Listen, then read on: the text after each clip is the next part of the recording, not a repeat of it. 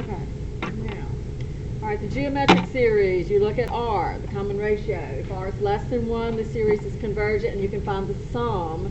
The definition that the book gives is A over 1 minus R, but you all know that A is what? The first term. It is the first term in your series, always goes on the top. If the absolute value of R is greater than or equal to 1, your series is divergent and it has no sum. All right, then you had the test for divergence. Remember, this test only tests whether a series is divergent. Okay? If the limit as n approaches infinity of a sub n does not exist, or if that limit is not 0, then the series is divergent. All right, if you get the limit equal to 0, that tells you nothing, because that doesn't fit into the test for divergence. Okay? Now, we are going to start looking at other tests for convergence or divergence. But these tests are not going to give you necessarily the sum of the series. All right, they're just going to be testing whether it converges or whether it diverges. And the first test that you need to add to your list of tests is called the integral test. All right, suppose f is a continuous positive decreasing function on the interval from 1 to infinity, and let f sub n be a sub n. Then the series is convergent if and only if the improper integral from 1 to infinity of f of x dx is convergent. Yeah, whatever's in the book. Page 764, is that what you said? Yes.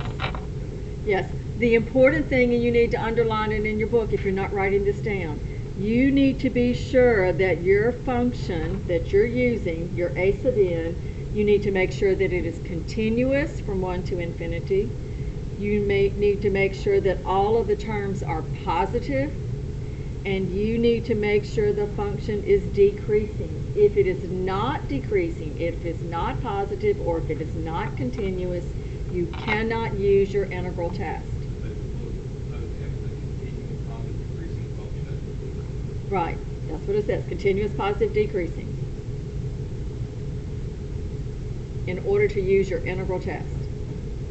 Okay? This is an improper integral. You're going to look at the integral from 1 to infinity. If that is convergent, then the series is convergent. If this integral is divergent, then the series is divergent. Way back when we did improper integrals, do you remember what made the integral convergent? That was on your first test in here. No. No. What makes an improper integral convergent? No. An improper integral, remember, it has to be computed as a limit. This has to be computed as the limit as t approaches infinity of the integral from 1 to t of f of x dx. This integral is convergent if this limit exists.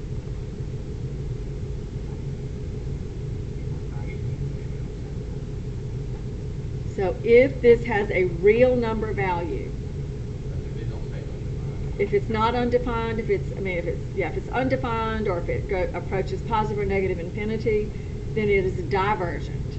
But if this limit exists on this improper, correct, then the integral is going to be convergent, which means the series is going to be convergent. So let me look at an example from your book. This is number 5 out of your book. Sure. Uh-huh.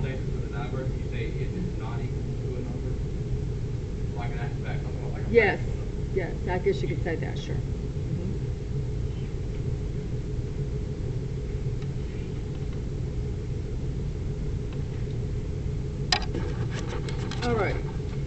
this problem 5, they want me to, the directions say use the integral test to show if it's convergent or divergent. So I'm going to use the integral test.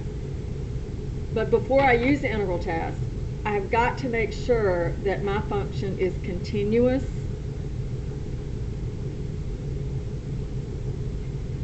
on the interval from 1 to infinity. So you have to look up here and you have to look what makes it discontinuous. Anything that would make this denominator equal to 0, which is going to be like 1/5, and that's not in this interval. So this is continuous. So you have to note it is continuous. Second thing you have to know is, are all the terms going to be positive?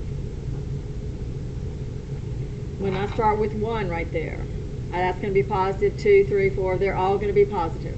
So you need to note that it's positive. The second thing you need to know is this thing decreasing. And it is not okay just to look at that and say, yeah, it's decreasing. I'm going to use the integral test. Nope. All right. But what I want you to show me is that it is decreasing. You can't say, yes, decreasing, because the denominator is getting bigger and bigger and bigger. What I want to see you do is take a derivative or do something. If you treat this as a function and you want to know that it's decreasing, take the derivative and see if the derivative is going to be negative. So that's what I would do. I would use this as a function and take a derivative, okay? The derivative would be what? Bottom times the derivative of the top minus the top times the derivative of the bottom over the denominator squared. So that's going to be negative 10 over 5n minus 1 squared. This is obviously always going to be negative. So my function is decreasing. Okay, since it meets all these conditions, I can use the integral test.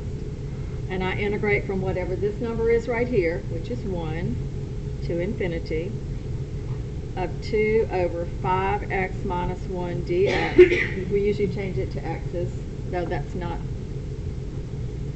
as important as making sure you use your limit notation, because this is the limit from 1 to t.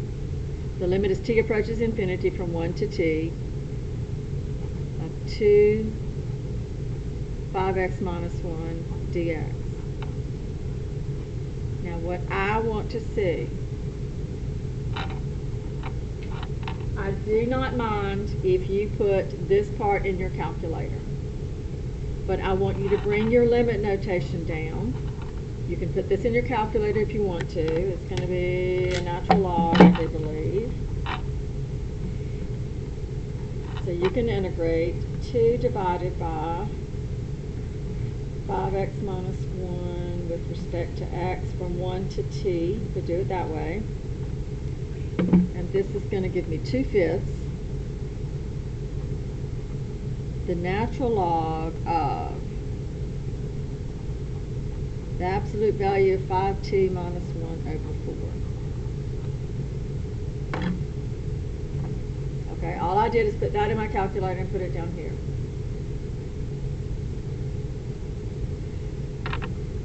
Now when I take this limit, the limit as t gets larger and larger and larger, what is happening to this natural log?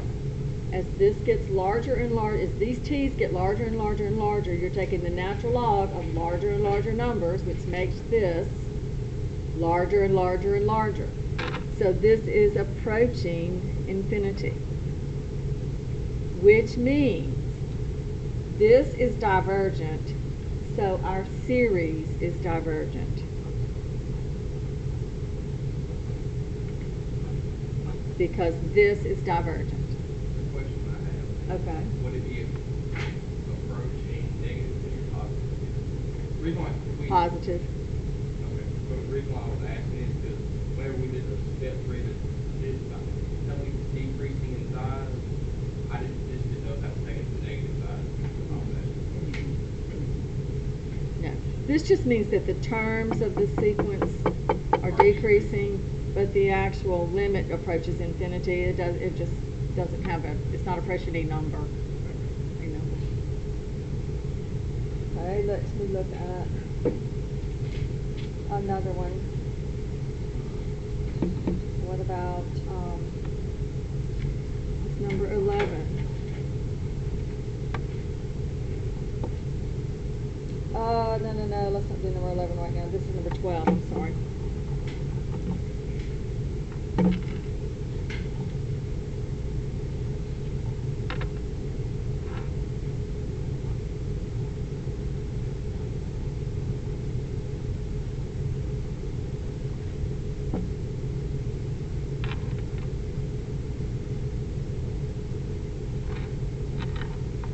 One fifth plus 1/7 plus 1/9 plus 1/11 plus dot dot dot dot dot dot dot dot dot dot.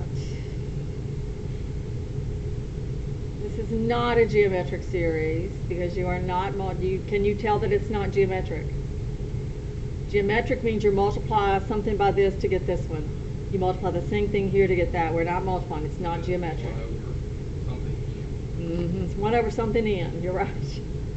In order to decide if this series is convergent or divergent, you need to figure out what the formula is so you'll know what to do with it. All right, if this is n is 1 here, n is 2, n is 3, n is 4, can you think, if we start from 1 to infinity, let's see, 4n minus 1, nope, that doesn't work for the 5. That doesn't work.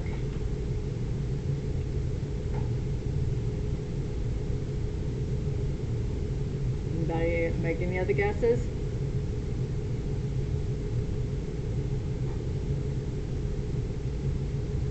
What about 2n plus 3?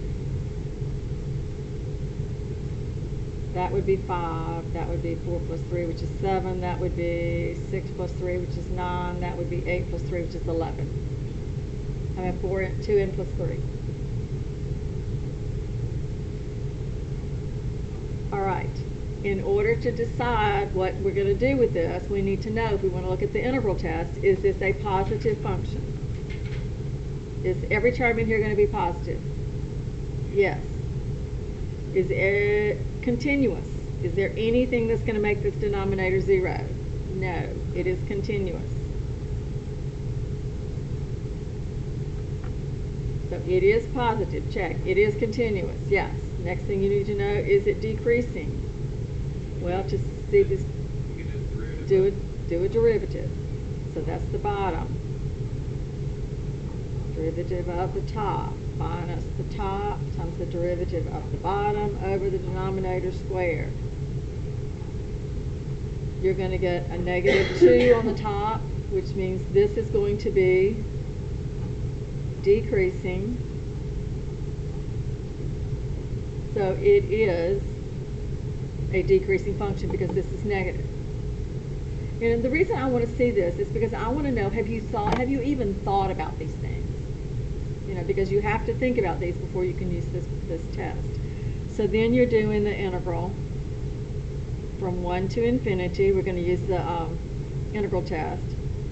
2x plus 3 dx, that is a limit.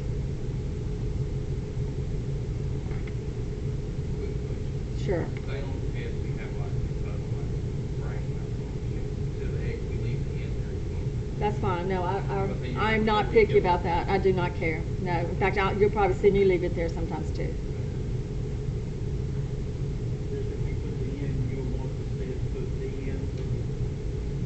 You better, if you put it in there, you better have a DN right there. Whatever variable you use, they better match. Okay. Yeah. Good point. I believe getting another natural log here, aren't we?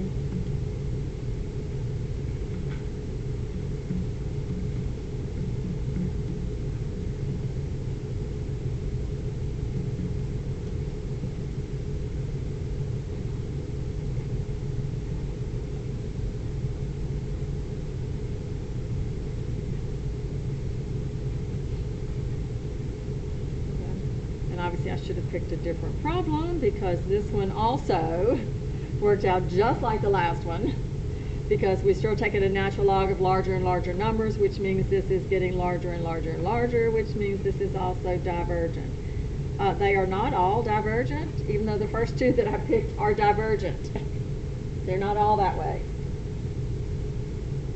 I wonder about this one.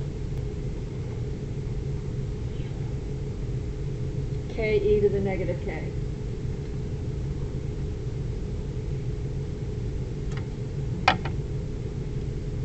All right, the only test we have right now to look at is going to be the integral test. Are y'all with me? So, mentally note, is this going to be positive? For every number I put in here. I'm sorry. Sure. You can put k over e to the k. That's fine.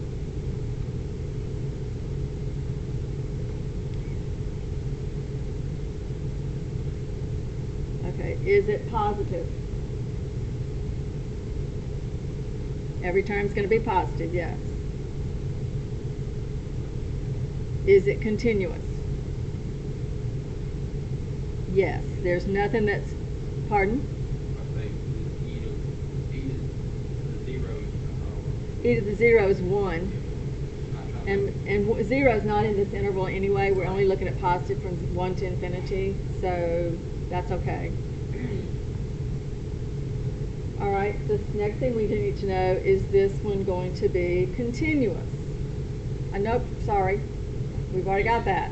We've got positive, we've got continuous, we need decreasing.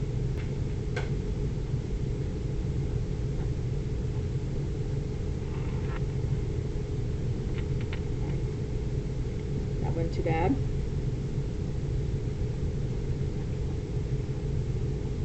Oops. So it's 1 minus x over e to the x.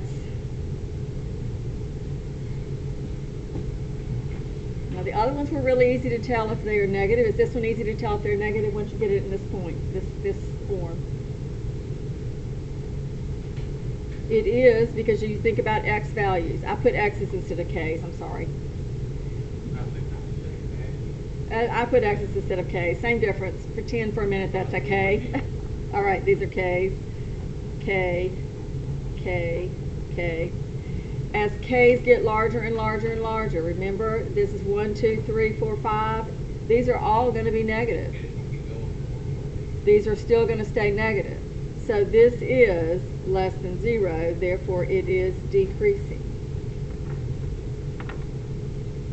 What about an instance where it's 1 minus 1? That's 0.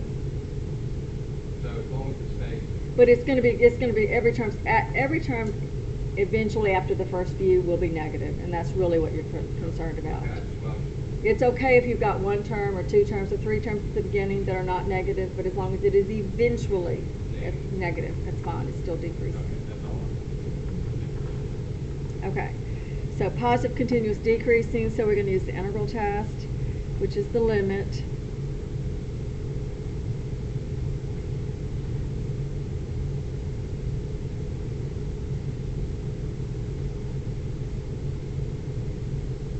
See, I left my k's in there without even thinking about it. The limit as t approaches infinity, the integral of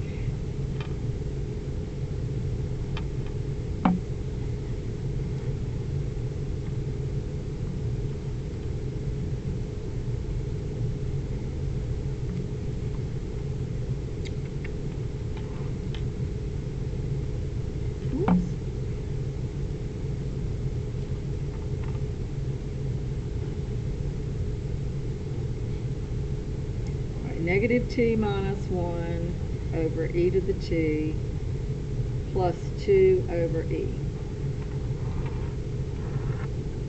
That's what I got. A little bit different form. I just moved my e's to the bottom because they have negative exponents. All right, I know the limit as t approaches infinity is not going to affect the 2 over e, so I need to look at this right here. This is t, negative t minus 1 over e to the t. As these get larger and larger and larger, these are getting larger and larger and larger. So this is the indeterminate form. When you have bigger and bigger numbers over bigger and bigger numbers, what you can do is L'Hopital's rule, where you take the derivative of the top. The derivative of negative t minus 1 is negative 1. The derivative of e to the t is e to the t. Then look at the limit of this right here. And you can see clearly, I think, that as this is getting larger and larger and larger, this fraction is going to 0. So this is going to 0. So the actual value of the limit is 2 over e. So this one does converge because we finally looked at one that had an actual number as the limit, the value of the limit.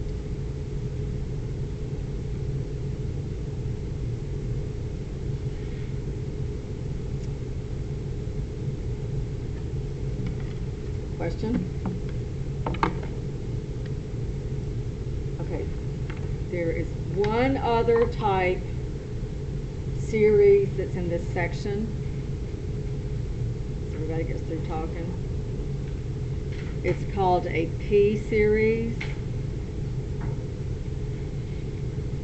And it is a series from n equal 1 to infinity of 1 over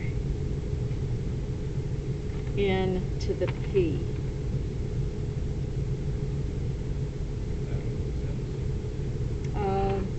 Yeah, probably.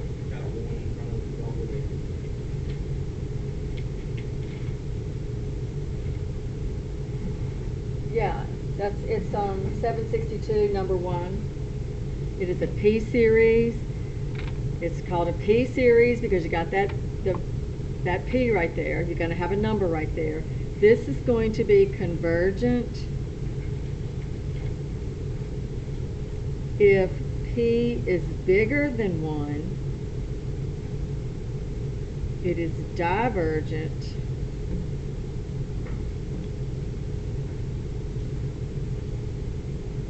if p is less than or equal to 1. Example of what a p-series looks like. N equal 1 to infinity of 1 over n squared. That is a p-series.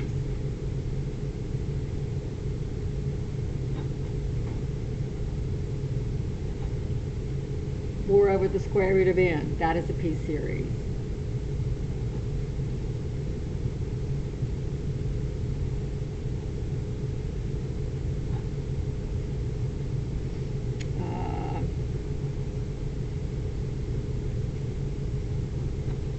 Into the 0.34.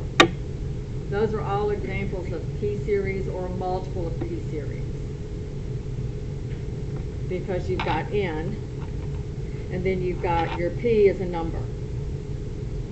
And on these, all you have to do is recognize that it's a p-series, and then see what p is and decide if it's convergent or divergent. In this particular series, my p is 2. P is 2, which is bigger than 1, so this series converges. It's just that easy. I don't know if you might be asking. You don't think there's a catch to this? All right, well, what's P on this one then? Oh my goodness, y'all had it before I could even say it. P is 1/2, which is less than 1, so this one is divergent. This one is a multiple of a p-series, so this is going to be, what's my p here? 3.34, which is less than 1, so this one is divergent. So for me, yeah, if you can recognize this, go for it. All right, but tell me, what is p, and how do you know whether it converges or diverges? Let me see if they drew any curves in here. What if they do this one?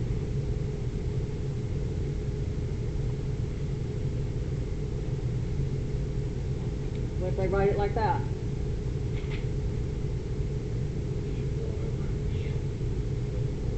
Do you recognize that as a p-series? I don't like whenever I get stuff to the table. I You would, because you would change I that. like to flip that because it kind of throws me off sometimes. And that is a great habit to get into, because does it matter that this one starts at 2? You didn't even notice that, did you?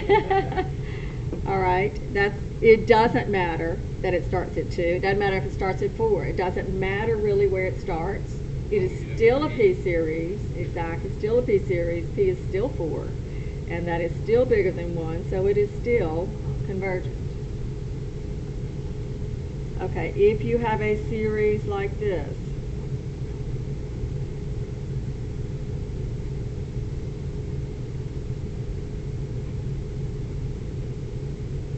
this is number 14.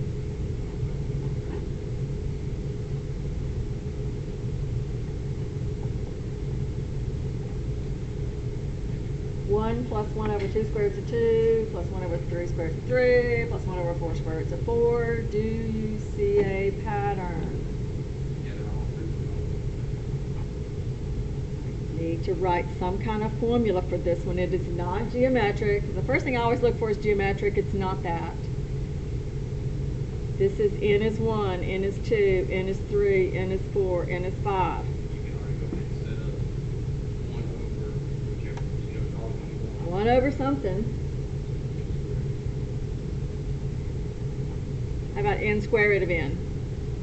2 square roots of 2, 3 square roots of 3, 4 square roots of 4, 5 square roots of 5. What kind of series is this one? All right, why is it a P series? What's P? Could be what? Okay, combine those. So that's going to give you 1 over n to the 3 halves. So P is 3 halves, which is bigger than 1, therefore it is convergent.